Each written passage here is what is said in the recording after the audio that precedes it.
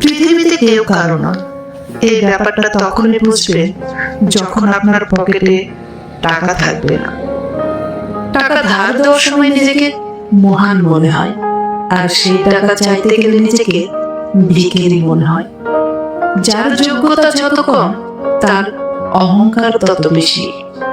চেহারা দেখে যদি চরিত্র বোঝা যেত, তাহলে কোনো মানুষই প্রতারিত হতো না।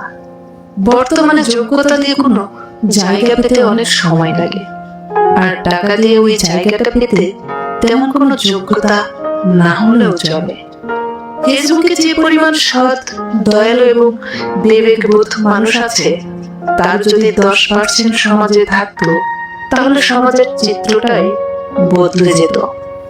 কথায় কথায় দোষ ধরা মানুষগুলো নিজেরাও ভালো থাকে না, অন্যদেরও ভালো থাকতে দেয় না।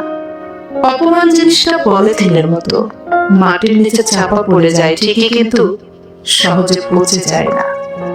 আর্থিকভাবে সচ্ছলতা না থাকলে রক্তের সম্পর্কের আত্মীয় স্বজনরাও বিভিন্ন অনুষ্ঠানে দাওয়াত দিতে ভুলে যায়।